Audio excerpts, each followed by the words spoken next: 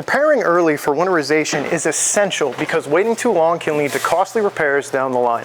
And let's be real, you'd rather be out there enjoying your RV than having it in the shop. So Sunstar owners, follow these next steps to carefully protect your RV this winter season. So to start our winterization process on this beautiful Sunstar, we're going to go right underneath the kitchen sink, and there's actually going to be a removable panel. There's going to be 4 screws that hold this panel on, and there's also going to be a picture on the wall here that shows you what position you need to put this winterization valve in. So this is the bypass for your water heater. There's a tanked water heater on board, so we're going to bypass it here, and then you're going to meet me on the outside. So outside at the 6-gallon water heater tank on board, we're going to open up the door here, and I've already actually drained this tank out, but I want to show you what you would normally do.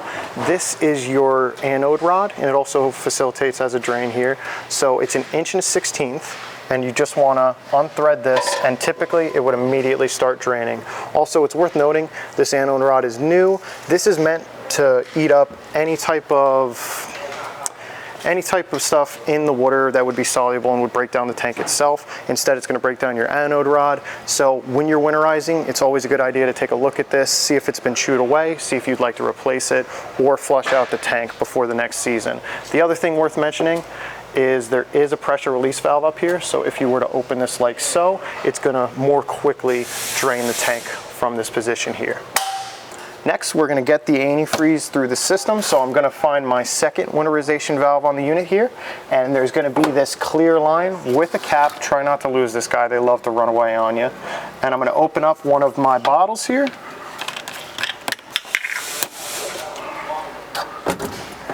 And put my line directly in my bottle.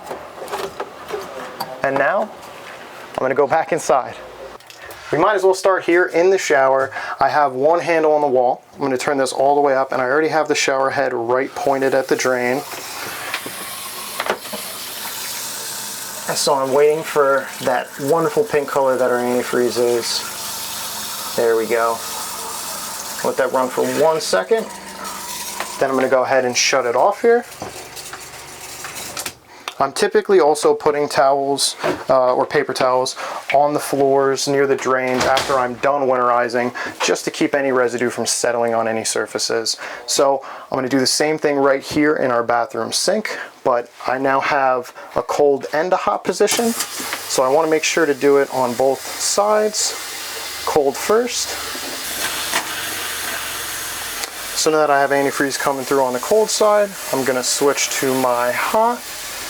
And I should see clear water again, like so, before it runs pink as well.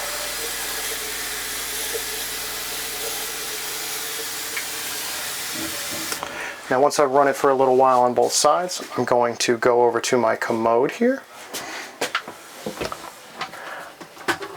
And so this is a porcelain step flush. And it also has the sprayer. So I just want to make sure I get antifreeze through this as well. So here in the kitchen, I also want to note that we have 2 drains. So when I come back with my antifreeze, I want to make sure I get a good amount in both drains. But here, I'm going to run hot or cold first, let that run for a little while, and then I'm going to swap to the other side. If at any point while you're running it, you start to kind of lose pressure, there's a good chance you're gonna have to go outside and switch your bottle to your next one. We would typically recommend about 3 gallons when winterizing this unit. So just as previously mentioned, I want to remind you that little bit extra that we have in our bottles as we're winterizing, you can always add them to the drains. I would actually heavily recommend that. Make sure you do that in both basins here, as well as your bath sink and the shower drain as well. Another amazing feature of the Sunstar is we have this outdoor kitchen with a sink and a fridge. So we're gonna run some antifreeze through our sink here. I'm doing the cold side. And once we've got the antifreeze coming out, I'm also going to run the hot. And it's important to remember, now I've got antifreeze going through both sides, it's important to remember that this drain is actually driven by a drain pump with a switch right here next to your stylish bottle opener. So I just want to get this antifreeze to go through the drain.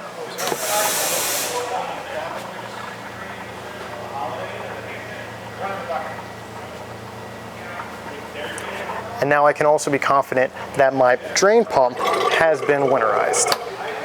So last place I need to run the antifreeze out of is my outdoor shower here. So hot and cold, just like we had inside. I'm gonna open my hot on up, just making sure that I have the antifreeze coming out before I shut that off. And now I'm going to run my cold side here. And after that antifreeze runs through there as well, I can go ahead and shut that off. From here, if I wanted to put the valves back into the correct position for after winter, when I'm de-winterizing, I could do so. I can take this little bit of antifreeze, pour it in my drains like I mentioned before, but it's also worth mentioning you should probably drain your black and your gray at the end of the season, and I want to bring you back inside so I can show you where your fresh tank drain lives as well. So if you join me in your bedroom here, if we were to lift the bed that's on these gas strut assisted lift, we actually have a compartment hidden right underneath the bed. And so this panel just pulls right up, and then we have a T-valve right here. And if I was to turn this, put this in line, we've begun draining the fresh tank right here. So now you've completed winterizing your Sunstar. I would say as long as you poured antifreeze in all your drains and you've put your positions back where they should go, you're done for the winter. Some folks do recommend opening the low point drains and letting some of that antifreeze run out.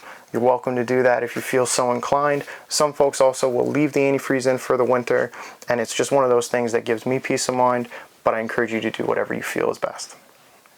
Now keep in mind, every RV has a unique system setup. So if you're unsure about your specific configuration, then consult your Winnebago manual or schedule a visit with our service department today. And there you have it. Your Winnebago Sunstar 29 NP is officially winterized. If you prefer to not do it yourself, or you worry about getting the steps just right, then don't hesitate to call our service department to set up your winterization appointment. We'll handle it quickly and with care. And thanks so much for watching. I'm Joe Welches from Colonial RV. Drop a comment if there's another RV you'd like to see us cover next, and subscribe so we can keep delivering you helpful content like this every week. Best of luck with your winterization and safe travels.